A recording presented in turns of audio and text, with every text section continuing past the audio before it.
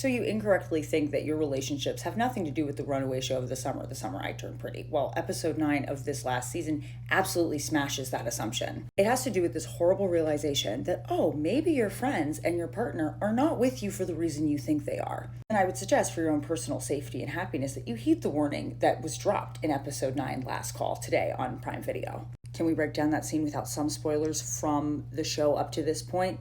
No, we can't. There will be no spoilers beyond episode 9, but up to episode 9, you've been warned. So you heard me, right? Save the video, come back for later if that's what you want. Moving on. In case a love triangle with 2 brothers in a beach house is very confusing for you, Isabel Conklin has been lifelong friends with the Fisher family. Jeremiah is her best friend who she loves and is engaged to marry. Conrad, Jeremiah's older brother, was her first love and truly is probably still the love of her life. Conrad and Belly's timing has always been off, so even though she still holds a candle for him, she has chosen to move on with Jeremiah. For the last 4 years, she and Jeremiah have dated, and Jeremiah has scooped up Belly and loved her in a way out loud that Conrad could not. But alas, this season has exposed that Jeremiah, in a kind of childlike and youthful way, needs Belly more than he can actually love her as an individual person. This crack in the relationship, well, it started to grow over the season, and it's not helped by the fact that Belly has not been able to be honest with herself about her desires and hopes for her own life and who she loves. Throughout this season, we've watched as Jeremiah has also been unable to face his inner demons without using his relationship to Belly to avoid them. Last week, we saw the culmination of both of those issues, having been unspoken for so long, explode. Now, at this point in the series, Susanna Fisher, who is the dead mother of the Fisher brothers, has somehow managed to play a major critical role in the latest drama and the ill-timed wedding. Susanna had left behind letters to all the people she cared about, including her sons and Belly, for their respective wedding days. She also, unbeknownst to everybody else except Conrad, left Conrad her own engagement ring. Susanna Fisher entrusts Belly's mother, Laurel Conklin, with all these letters for the children. Jeremiah, of course, goes missing on the day of the wedding because he's stressed, so Conrad is entrusted to give Jeremiah his letter, whereas Laurel is supposed to give Belly her letter. And then problems happen. We discover a mistake and a choice had been made long before Susanna died. Susanna Fisher on her deathbed apparently assumed that the endgame was not Jeremiah and Belly, but Belly and Conrad. She had written in Conrad's letter how it was so great that Belly and Conrad's love had won out, and she always knew that this was going to happen. She so believed this was going to happen that she had left in her will her own wedding engagement ring to Conrad to give to Belly. And that would be fine if no one ever saw the letter, but that's not how this happened. Woo, show business and TV people. In a cruel accident, Conrad's letter somehow ended up in Jeremiah's envelope. Susanna probably was not thinking straight. When Conrad gives Jeremiah the letter, Jeremiah reads it, and of course now he is furious for 2 reasons. 1, Jeremiah is triggered because this again proves this inner story he tells about himself, that Conrad is the chosen preferred one. And 2, that this is like a vote of no confidence, right? His mom had believed that in the end, Conrad would end up with Belly, and that's what she was celebrating in these letters. To Jeremiah, who has struggled for years to not feel like this second fiddle mess compared to the seemingly perfect Conrad,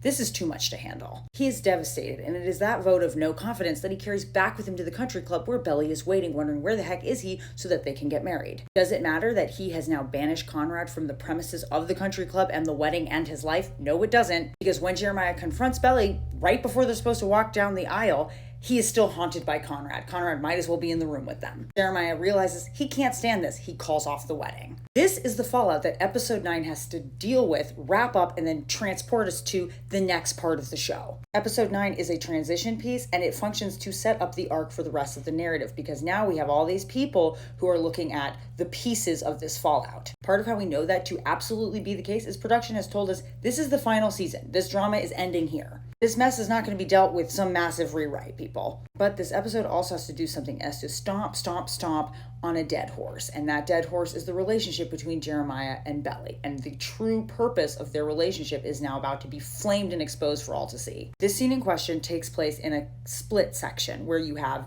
us cutting back and forth between Belly on a bus in Paris and Jeremiah back home in the honeymoon suite. The last 36 hours, they've kind of been wild. Belly has decided, hey, I'm going to take advantage of that program in Paris. I'm just going to go. She also hopes to hide from the shame of letting everybody down and also embarrassing herself because she essentially got jilted at well, before the altar. We have to remember here, she's not the one who made the call to end the relationship. Key. Unfortunately, the admissions officer made a mistake. There is actually no room in the program for Belly, and she has to spend the rest of the day and the night fighting for her life in Paris. And somewhere in that fighting for her life part, she finds that missing shred of dignity and sense of self we've been screaming for her to find all season. And it is that small shred of self that she holds on to that ultimately implodes what's left of her relationship with Jeremiah. Belly calls Jeremiah. After a while, she's going to check in on him and she's going to tell him where she is. Jeremiah is somehow hopeful that this relationship can survive and that they can get back together. Notably, he has two main reasons for why they should get back together. He can't sleep without her,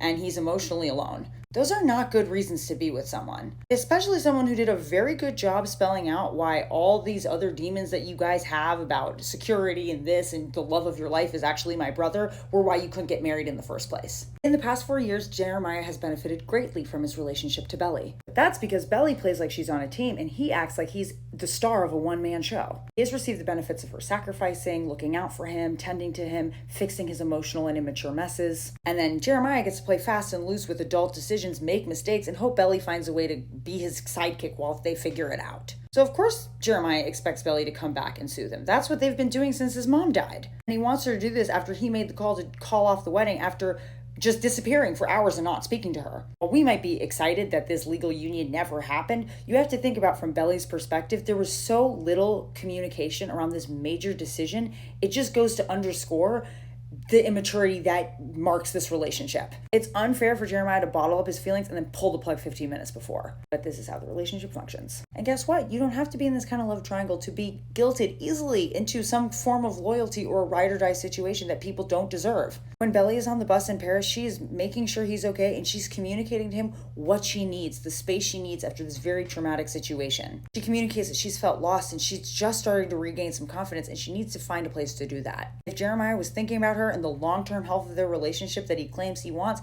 he would give her that space. He would talk through it. He'd be like, wow, this hurts, but take that space. I love you. I support you. We're going to get through this. Nope, he doesn't do that. He cusses, he throws a fit, and he hangs up on her. And it's like, basically, don't ever call me again. This is him, once again, centering his immediate comfort. And this is where the pain really hits Belly because now she realized, oh my gosh, this relationship isn't actually about me as an individual. She's just a source to be tapped. Every time Jeremiah loses proximity to Belly's immediate emotional comfort and doula work, his loyalty stretches thin. That's why he hooked up with Lacey over break instead of just talking to her about her supposedly seeing Conrad. That's why he didn't have the confidence to go through with the wedding. Belly is in this relationship for one reason, he's in it for another. While there's a global audience for this, obviously American women are really resonating this because Jeremiahs are everywhere. They are your romantic and platonic friends who have clocked what resources, emotional, physical, or socially, they can get from you. They mirror and mimic the kind of love you show just so they can keep close to it. They chalk up the issues to all relationships are hard. And yes, the cost of community is inconvenience, but we have to look at who is always being asked to pay that cost.